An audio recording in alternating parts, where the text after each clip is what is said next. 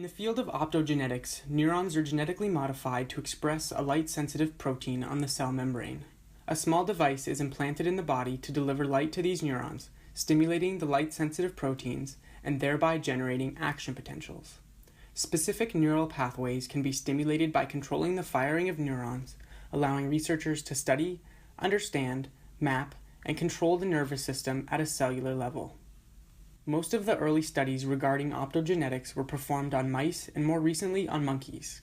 Researchers have used optogenetic stimulation to alter memories, reduce pain, and control the physical activity of these animals.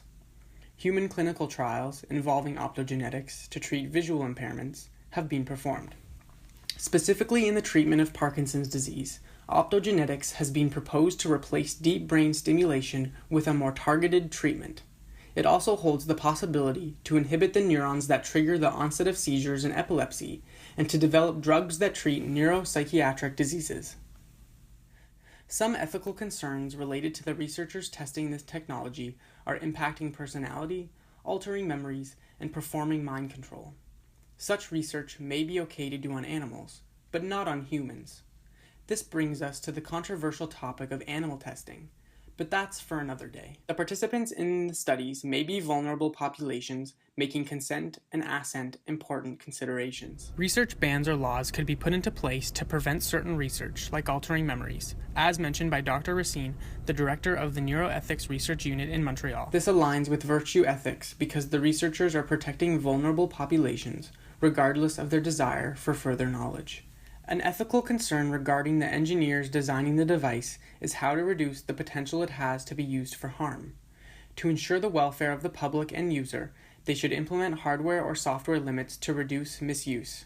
They should also ensure doctors or other medical professionals fully understand how to use the device by providing manuals, as well as hands-on training. Doctors would be primary users of optogenetic devices and would need to get continual consent or assent from the patient, which aligns with Indiana University School of Medicine's Dr. Koivunemi's perspective on the ethical implications of deep brain stimulation. It is recommended that through the use of psychological evaluation, doctors determine whether the patient regains the ability to give consent.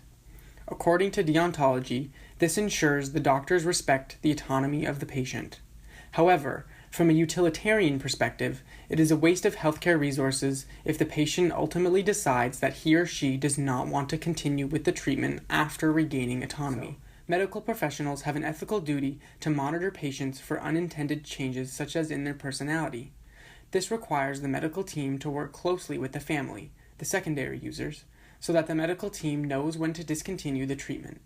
This aligns with the feminist care ethics, where details of the situation and the patient's well-being are of the utmost importance. The patients who are treated through the use of optogenetics are also primary users of the technology. The benefits for this population may include treatment of a disease or disorder, regaining autonomy, and a higher quality of life. A drawback of optogenetics is that it requires invasive procedures to change the genetic material of neurons and to implant an optic fiber into the brain. In local society, the role of certain healthcare services and professionals may change with the rise of optogenetics. For example, homes for dementia patients may not be necessary since those patients will no longer need 24-hour care.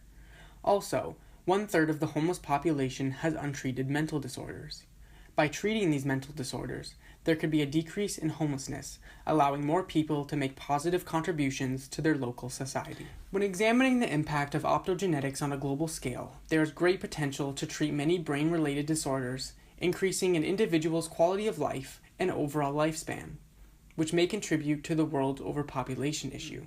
Optogenetics also raises an accessibility concern for those without access to the technology or without the financial means. This may divide the world between those who can and cannot be treated.